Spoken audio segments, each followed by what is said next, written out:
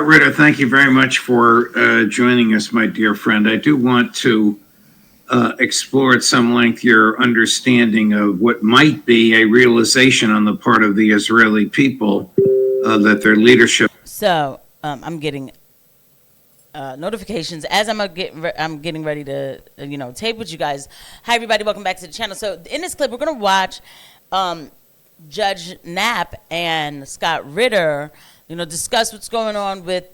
Well, you see the title, the Israeli Genocide Update. So we're going to watch them discuss. This is Judge Napolitano and Scott Ritter. We'll discuss what's going on with Israel and Gaza and the atrocities that have been going on in Gaza.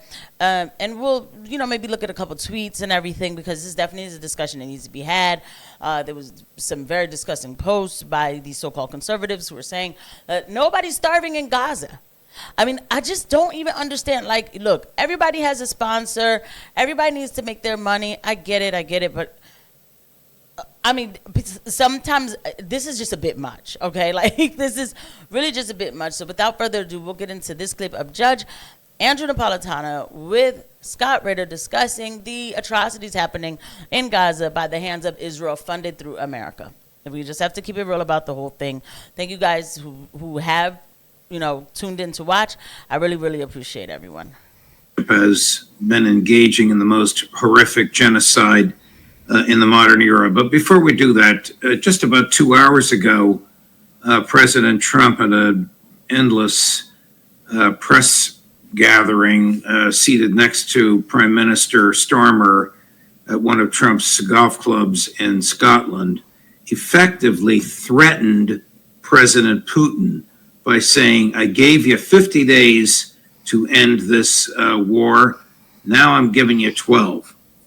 Does Trump have the slightest understanding of the special military operation? So, because I am going to two-part, maybe three-part this, so we'll say that this is the first part where they're talking about everything. So I guess in this one, because we're watching it together, so in this one there will be some apparently some Ukraine war information added on as well. Please, guys, don't forget to hit the like and subscribe button and a notification bell. Thank you.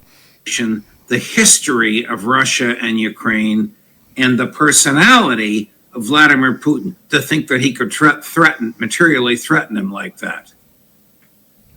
Well, Trump is somebody who has an ability to reimagine facts and history any way he finds convenient at the moment.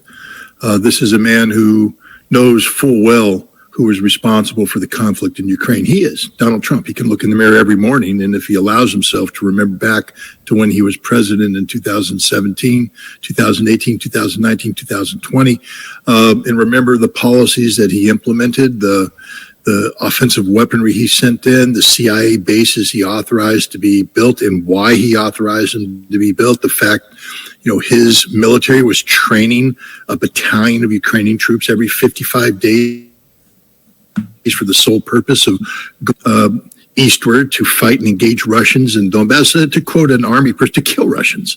Donald Trump is the reason why there is a conflict in Ukraine today.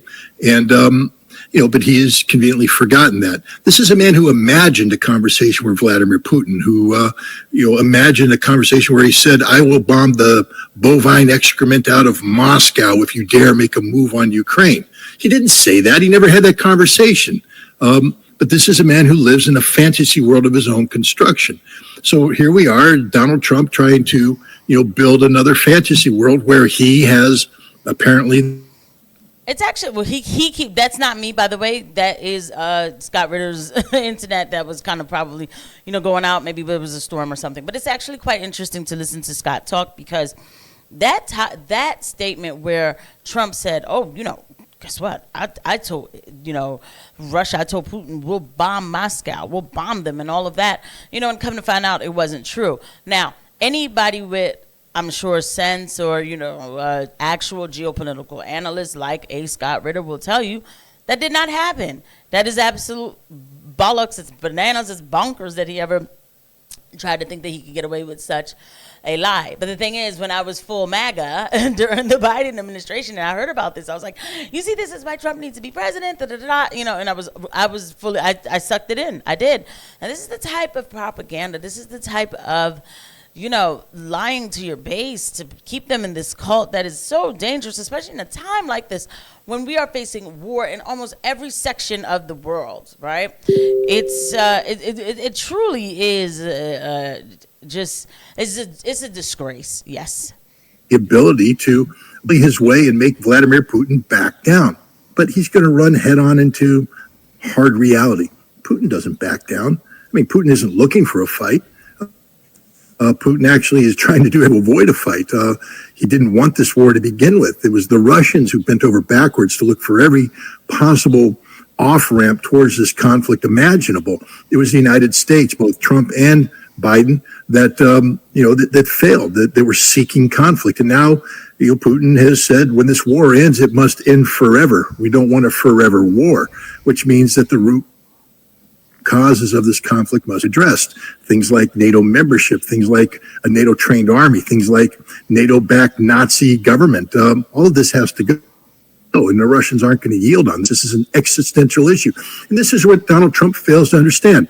This war is an existential war for Russia, meaning that Russia is willing to sacrifice everything to achieve the outcome they are seeking. Is Donald Trump willing to bet the future of 340 million American citizens on this conflict? Because that's what he's doing. Putin will not back down. I mean, the Russians have said over and over again, there are things that will happen that will trigger our nuclear doctrine. We don't want to trigger our nuclear doctrine. These are actions you will take, but if you take them, you trigger it. For instance, the lunacy of Christopher Donahue, the commander of U.S. forces and NATO ground forces in Europe, threatening the Russian exclave of Kaliningrad. We can take it out. No, you can't. The second you touch it, all of Russia comes after you. What a four-star general making a threat of invasion, even a hypothetical one, have needed the permission of the Secretary of Defense of the President of the United States before he can make a statement like that? One would believe at this, because this was made at a conference, and one would believe that he has passed, that his PR people have passed his comments, prepared comments, and prepared answers for any anticipated questions through. Well, that's the American way. It is. Listen, it is not the American people. I am American. But as far as, when it comes to our military establishment, that is absolutely the culture of our military establishment. Listen, I am not a hippie. Every country, in order to be a sovereign country, you need to have a strong defense system. You need to have a military, Air Force, and whatever else you need to defend yourself when the time comes for battle. However, the American establishment culture, when it comes to these kind of discussions or these kind of statements or whatever, the rhetoric, the whole bit, it is to showmen. It's showmanship. We'll come in and we'll take Kaliningrad. We'll come in and we'll do this. Listen, we'll fly bombs everywhere. We'll bomb everything. Look, don't mess with us. They're going to have some repercussions. But what happens is, and while they're doing that, but in the back end, they know they don't mean it, and they're actually maybe concerned or whatever. But then they're selling this lie to their base. It's all propaganda to make like this real movie. It is what is the word again? It's again a disgrace. Not only it's pathetic too. And when you have a serious country from the East, then these people their culture is different. They don't have time for big words and showmanship. We'll take you guys out. Yeah, that's what we'll do. No, they're watching your move. They're collecting your patterns and seeing how you move and how you talk and everything. And then they're preparing themselves. A lot of people will say, well, Russia, if they were so strong, they would have took Ukraine out.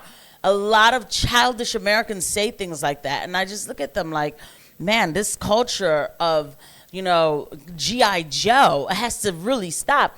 And so then it goes into, again, how we perform and the lack, again, of diplomacy. And then people will say, in order to be a first world, this is how you need to be. It didn't have to be like this. You can you can be dominant without being this dangerous.